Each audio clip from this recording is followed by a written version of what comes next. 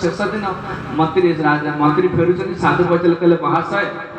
आपण कुआडे जाउछन प्रतिदिन सकाळ जाउछन संध्या बेला फेरुଛନ୍ତି कुआडे जाउछन कारण कोन ना क्या कोन करी राजा गोटे बहुत बड़ दायित्व दे दैछि कोन राजा कहले सबुठ बड़ मूर्ख को आम राज्य रे सबुठ बड़ मूर्ख को तो चिन्हट कर आ मु 7 दिन घुरिले राज्य सारा बोली साले गोटे मूर्ख मु पाउना साधु कहले रे मु परा मूर्ख महामंत्री खुशी गले जा ये तो मूर्ख ये युवक अवस्था जे विवाह शादी छाड़ी चाकरी बाकरी छाड़ी बाहा ना हरे कृष्ण से मूर्ख नुह विचार कले लोक या भाव ना जो लोक युवक बयस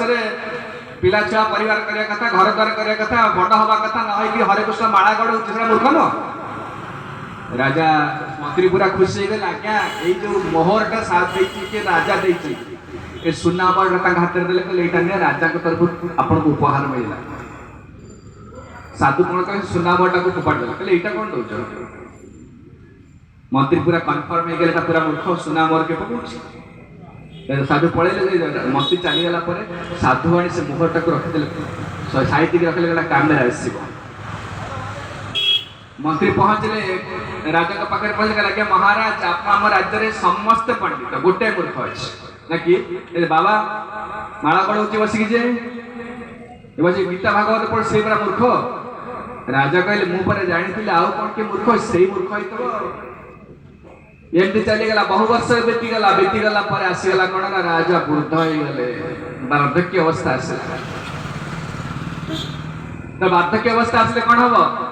एका बेले सब रोग माड़ी बसबे आसी रोग मान अपेक्षा करी बसचंती पिला बेले केते खाइचे केते डेजे खरा केते ताळ काटुथले कोन कोन बुलुथले एटा अपेक्षा करी बसचंती बयस केते खसिबो रोग माड़ी बसी काळे आठ कटिवा आखिया देखा जाउने मो देह कोन जे पेट कोन सब एका बेले बाहरिबो राजा को जो भोग जी देखते अधिक भोग कर संसार को सेते शीघ्र सेते अधिक रोग आसीबो आ वार्धक्य अवस्था सेति कष्ट हबो हम एन्जॉय करछ ना मजा पेय सिनेमा देख बुला जहा करछ कर एन्जॉय कर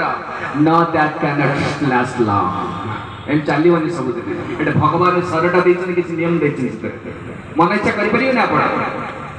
शैशव यौवने जड़ा सुख संगे अभ्यास आइल मंदा शैशव यौवने जड़ा सुख संगे अभ्यास आइल मंदा निज कर्म लागी आइला निज कर्म दोष ये देह आइला जीवन रा प्रतिबंधा भजन रा प्रतिबंधा दे पड़ा कृपा करी गौरा बना गुरु में दिया चस्ता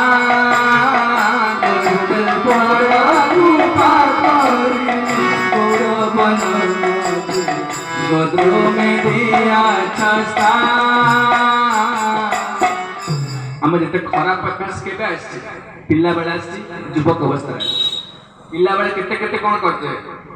आ युवक अवस्था रे कोन कोन करछे सब शरीर बळ अछि शक्ति अछि मानसिक शक्ति अछि बहुत काम करछे हम सेडा बुढ़ा बेल को सब हारिबो सब अपेक्षा करी बसते सब जेते जी अधिक भोग करिछि सेडा को सब बाहरी राजा कर से राजा विलास जीवन यापन करथले केते भोग करछन